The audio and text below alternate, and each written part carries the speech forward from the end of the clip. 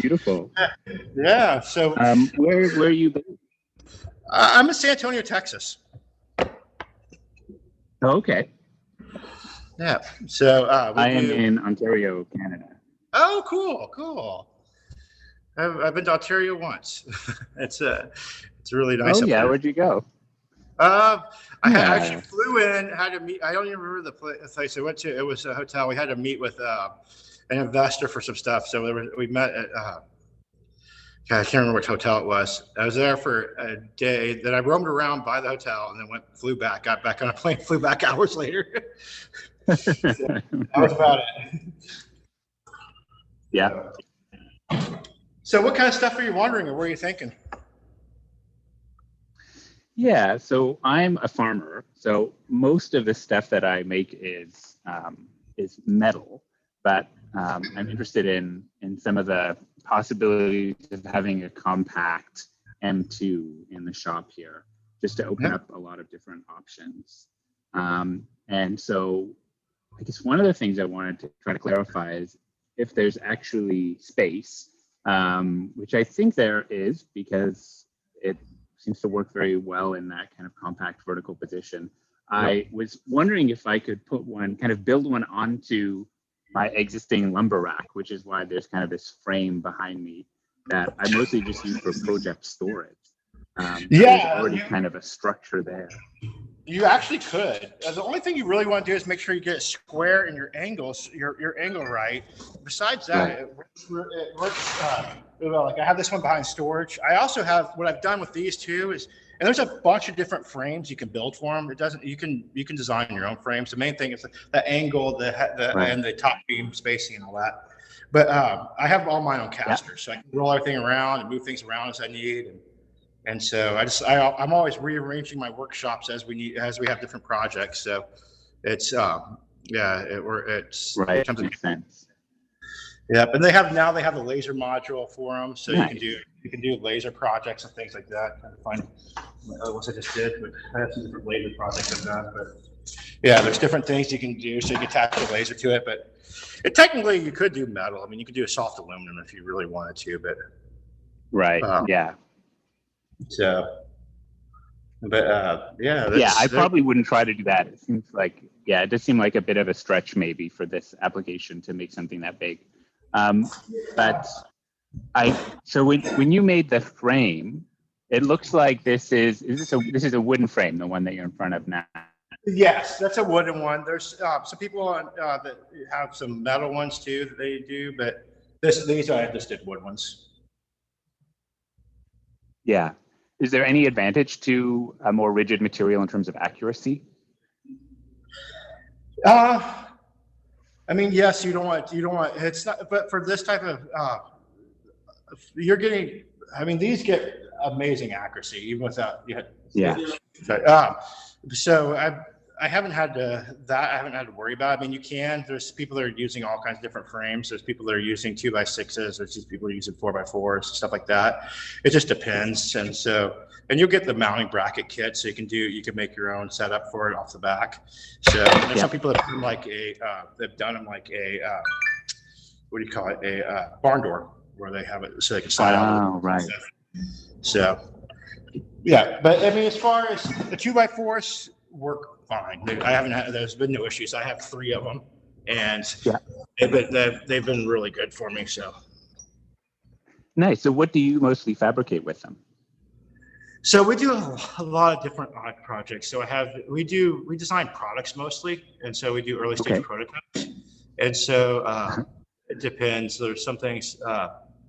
Sometimes jigs for different projects we're making. So we do a lot of metal and plastic and 3D printing also, but sometimes just gifts and stuff for people. So we've done some different, like we had one of our friends want to do custom, we call it cornhole games. So we did some custom cornhole games for him and stuff like that. So just all kind of depends. It's a great wiki, and they're also offering, MakerMade's doing a marketplace now, where if you have designs, you can sell the designs on their marketplace. Is nice. I saw that. Yeah, that's great.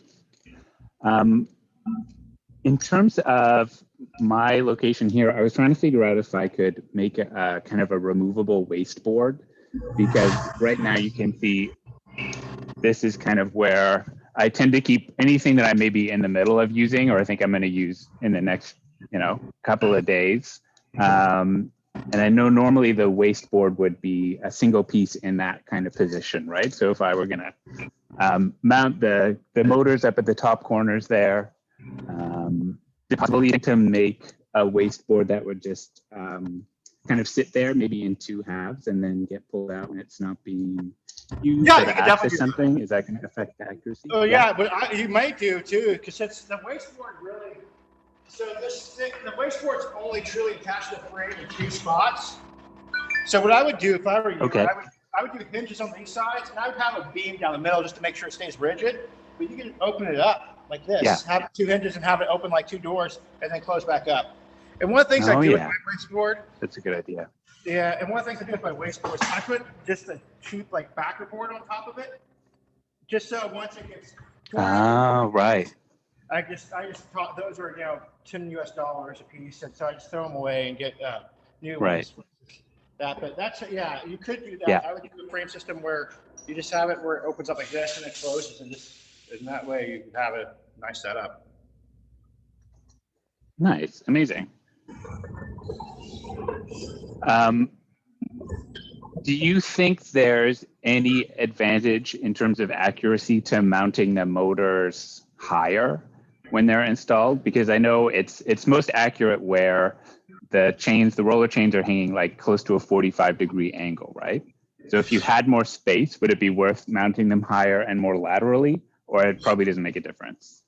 So there's a big key in tuning this, and it will. So you want to follow the instructions on mounting it. Now, if you want to be able to get outside edges, what I recommend everybody do is get the 15-foot chains, which I have here. So they have, and they're cheap. They're like $15 or whatever. But these are these 50-foot chain sets, and that allows you to do a longer top beam and to have more precision close to the edges and everything else.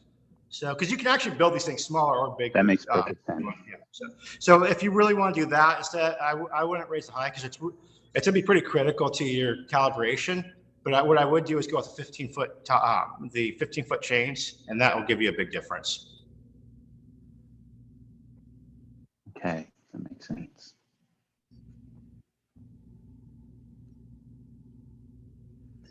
Nice. And then I know that I saw one of the videos was discussing whether you could set it up to remember a piece of plywood, to remember what's already been cut out of that. Is that something that's built into the software right now, do you know, or do you just kind of eyeball it if you're using the same piece more than once? I usually eyeball it, but because you can set your positions as your positions, but with Makerverse, they are looking at doing a camera coming up. They can do the cameras like you do. I have big lasers too upstairs. I have big old 140 watt lasers, have cameras, which I actually don't use the cameras much, but you can have the cameras, and it's pretty accurate within like a 0.5 millimeter, and you can place something on there and in your software. But yes, that is something they're looking at doing. I'm not sure if they have it in this version right now or not. Right. Yeah. Well, I know the camera they don't have, but the positioning. But you should be able to, because but that's something I don't know. If you email support, they're really good about getting with you on stuff like that too. I'll let you know. Yeah. So great, cool. And then I think I had one last question. I know that they're gear motors, not stepper motors, or are they? They're worm gear. They're worm gear motors. Okay. Yeah, they're worm gear. And right. I know they make a sound when they're kind of engaged but not cutting, right? They make kind of like a hum or a buzzing sound. Is that right? Yeah. So if I kick right now mine's on, but I have a special. So I put kill switches, the stop buttons on all mine. Okay. So and then good idea. This is just powering my shield and my router. And so that way I can kill it without actually screwing up my calibration and everything else. And so right now you don't hear it, but if I want to start cutting, the one on the back of here, it's hard to see, but I kick it on, you'll hear, it's hard to hear. It's like. Right, it is I can't hear it through the Zoom at all. No, it's super faint. Like it's Okay. but it is a little bit of a whine. But I'd say Right. if you don't, most people don't notice it until. In fact, I didn't notice it for a while until I was until one day I was really quiet and I was like, oh wait, what is that? And then I realized what it was. Yeah. Right. But yeah, I have an emergency stop switch on there that I use for it anyways, because every now and then I'll push them far enough, like that when I stretch the spring on over there. But so you have little things that have every now and then. So I just put those, and those are like $20 on Amazon. So makes it easy. Right. That's great. Yeah. Cool. Any other advice you would have for someone who's kind of looking to get into it or setting that up? It's a lot of fun. Honestly, they're a lot of fun. I think the first time it's just like any new tool. It takes a little bit to get used to. The one thing I like about these versus like ShopBots, I think, first of all, price. You can't really get a ShopBot for anything close to this. But the other thing is you can, there's so much you can customize with them. There's so much you can do. Like you can design your own frames, you can design your own stuff. And so I would definitely recommend, right now they're moving away from the Facebook forum, but they have an amazing community on Facebook.